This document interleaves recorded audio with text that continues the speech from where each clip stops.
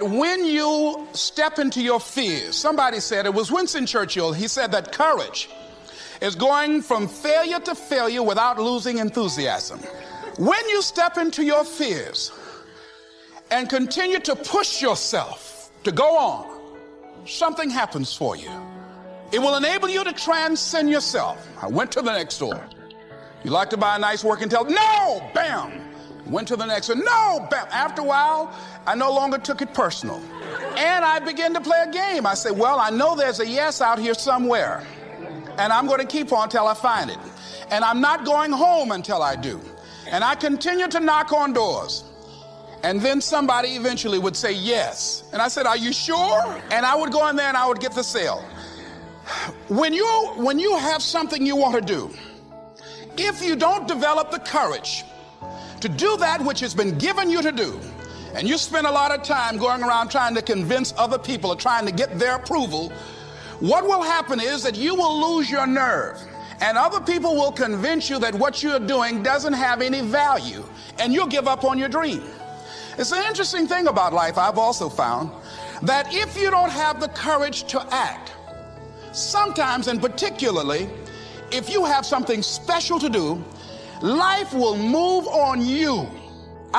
If it were not for life, I would still be a disc jockey. I didn't just leave voluntarily to go to the state legislature. I was fired. I was working on a job, and I came home one day. I was married at the time, and I told my former wife, I said, that guy Bert I work for is stupid.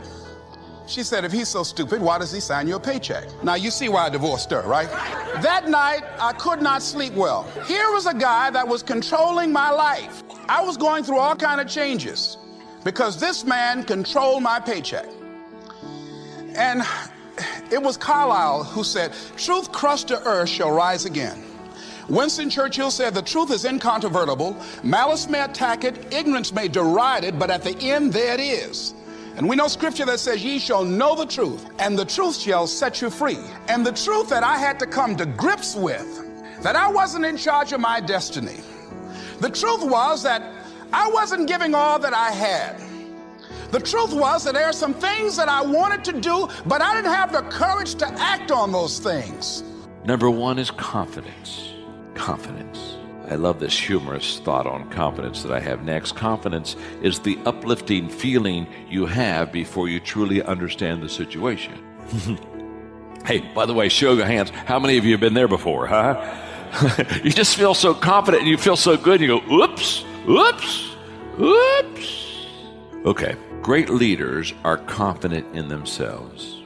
They're confident in their vision and they're confident in people. And the result of that, confidence in themselves, their vision, and the people, the result of that is that the people have confidence in their leader. A confident leader gives people confidence. In fact, I'm going to do a whole lesson on this next statement because when I had my legal pad and I was spending my day just thinking on this, I realized once I made this next statement that I was on to something and I've got to go tap into my mind a little bit more and pull it out. We think of leaders sometimes and we think, oh, they're so charismatic. And we think of charisma as a personality. Listen to me very carefully because what I'm going to say is going to help some of you. Confidence is the core of charisma. When you see a person that has charisma, the core of that ability to be free and open and enjoy their life, the very core of that is that they are confident in themselves. And I remember so well, let me tell you a quick story. I remember so well. This would be in the 1970s. And Margaret and I were going somewhere, and so I stopped at McDonald's. They didn't have a drive-through then. I mean, it's where you got out of the car and you went in. And I wanted to get something to eat, and I wanted to get a Diet Coke. And so I went in and I asked for a Diet Coke, and I'll never forget the girl behind the counter said, we don't have Diet Coke, we just have Coke. And I said, okay. Then I'll tell you what, I don't want that. Just give me a cup full of ice. And she looked at me and said, oh, I don't think I can do that, sir. I mean, she's looking on her little deal, and there's no place where you punch a cup of ice. And so she said, well, she said, I don't think we can do that. And I smiled real confident at her, and I said, yes, you can. And I'll never forget, she looked at me and she said, okay. And she went over and she got a cup, she got an ice, she was happy as a clam, gave it to me, and I thanked her very much, and off I went. And as I walked back to the car, all of a sudden I realized what confidence does for people. We've been given the power of choice. Every life form except human beings operates by instinct in the genetic code. Now, why not human beings? Because here it is. We've been given the dignity of choice. We're not like a robot. We're not stuck like a tree, using up all the nourishment, nothing left, now you die because you can't change location. Not true. Humans can go north, south, east, west. Humans can change, do anything they want to do. We've been given the dignity. But here's what's interesting about all life form except humans. Every life form except humans strives to the max of its potential. How tall will a tree grow? As tall as it possibly can. You never heard of a tree growing half as high as it could. No, that is impossible. A tree grows as high as it can, drives down every root it can, produces every leaf it can, extends itself as far as it possibly can. Every life form extends to the max, except human beings. Now, why not human beings? Because we're not robots. We've been given the dignity of choice. And here's a couple of alternatives on the dignity of choice. To be part of or all of. You have the potential to be. And you got the choice. Do a little to make yourself comfortable and forget the rest, or do it all. And there's nobody here to dictate you got to do it all. That's nonsense. You got to be rich because we live in a rich country. That's nonsense. You don't have to be rich. You don't have to do it all. You can do a little, do some more. Take advice, but don't take orders.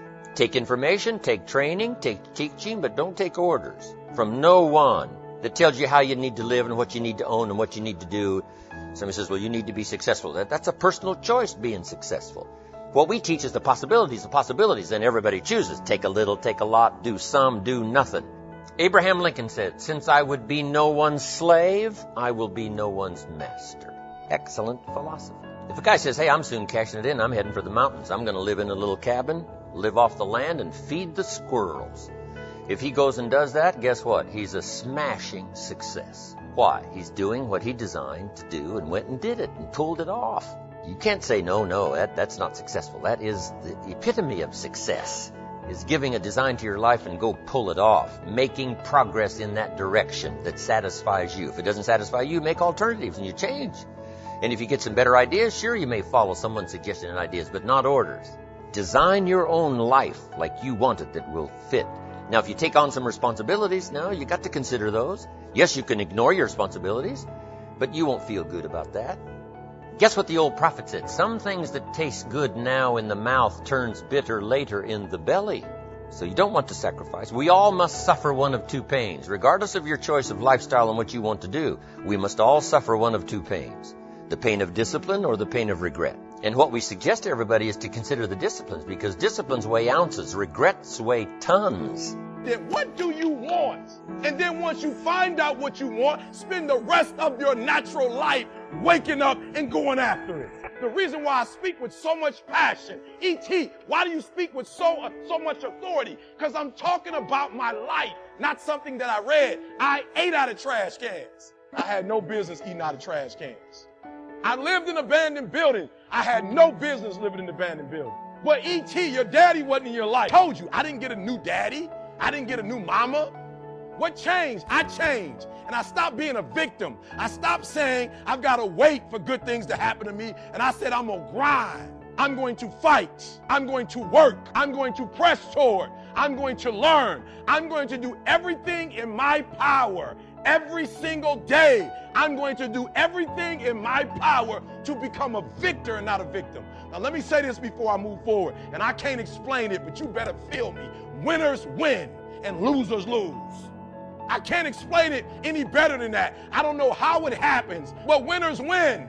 And if you create a culture of losing, if you keep being a victim, if you keep letting losing happen to you, if you keep letting people do you and treat you any kind of way, it's going to become a culture. Let me tell y'all, I'm not from New Zealand, guys. Come on, listen to me very closely. I'm not from New Zealand, but I know about, let me say it this way so I can help you. I know about what team. I've never seen All Blacks play a day in my life. I've never been to the stadium. Where's the stadium? Help me out. Somebody said, get the All Blacks. I'm like, yep, that's what I need, All Blacks. Yep, I need the All Blacks. Why? Because they say what I'm saying. They just said it in rugby. I don't know. I'm like, ooh, that's a violent sport. They're